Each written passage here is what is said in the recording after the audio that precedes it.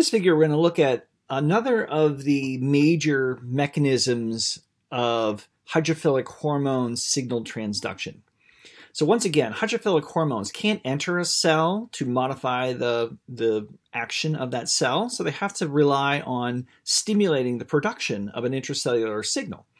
So in this case, our hydrophilic hormone, once again, arrives from the bloodstream, diffuses out of the capillaries, and randomly binds with the binding site on which is a receptor, which is once again referred to as a G protein coupled receptor. And these are recruiter receptors because they recruit the activity, recruit other proteins to sort of help them mediate this intracellular response. And so in this case, once again, we're going to recruit a G protein. We're going to focus on the GS protein because that's stimulatory to the downstream enzyme. GI proteins, of course, are inhibitory. And in this case, instead of like the previous second messenger system, the cyclic AMP or cyclic GMP systems, the enzyme here is going to be phospholipase C, right? So again, so really all we've changed so far here is this sort of downstream enzyme that's going to become activated. Well, phospholipase C acts on a different substrate known as phosphatidylinositol 4,5-bisphosphate, or preferably PIP2. Now, PIP2 is a membrane-associated molecule, and once enzymatically modified by phospholipase C, we actually release two products. We release inositol triphosphate, which is actually hydrophilic and can diffuse off into the cytoplasm.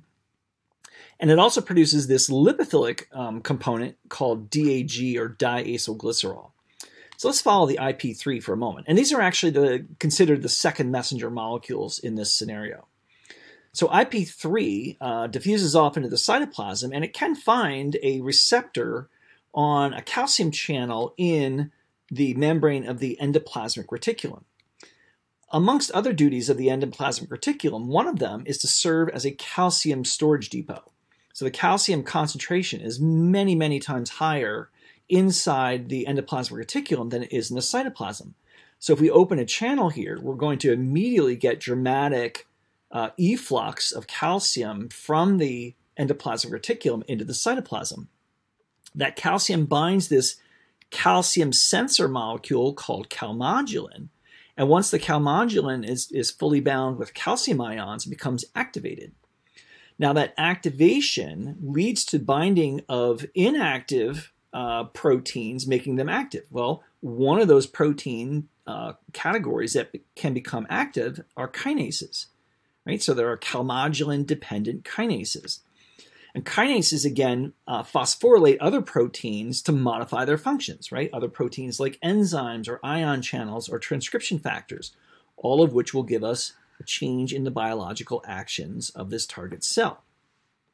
Now let's go back and follow our other substrate, the lipophilic DAG. What's going to stay associated with the membrane up here, and it's going to recruit a protein called PKC, or protein kinase C. Well, it's a kinase, right? So again, we've made our PKC active, and we end up, through a separate mechanism, phosphorylating enzymes, ion channels, and transcription factors for a second pathway to biological actions in this cell. Now, once again, it's always important to have a mechanism for turning off the response to a particular hormone. So, of course, we're going to want to be able to enzymatically degrade the hormone molecule itself. We'll have to enzymatically degrade our second messengers, so the IP3 and the DAG will have to be broken down and removed. We'll also have to put the calcium back into its storage site, right? And so our calcium is going to actually be pumped, bring an arrow around here, back into the endoplasmic reticulum, the ER, utilizing this calcium ATPase pump called CIRCA. It can also be pumped out of the cell. That's also an option, right? We have calcium ATPases that will move calcium out of the cell.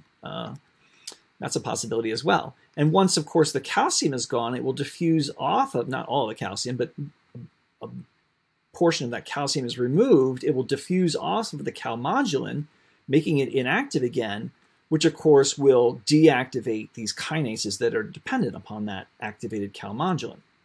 Finally, the phosphorylation that these kinases performed would have to be undone by a separate group of enzymes called phosphatases.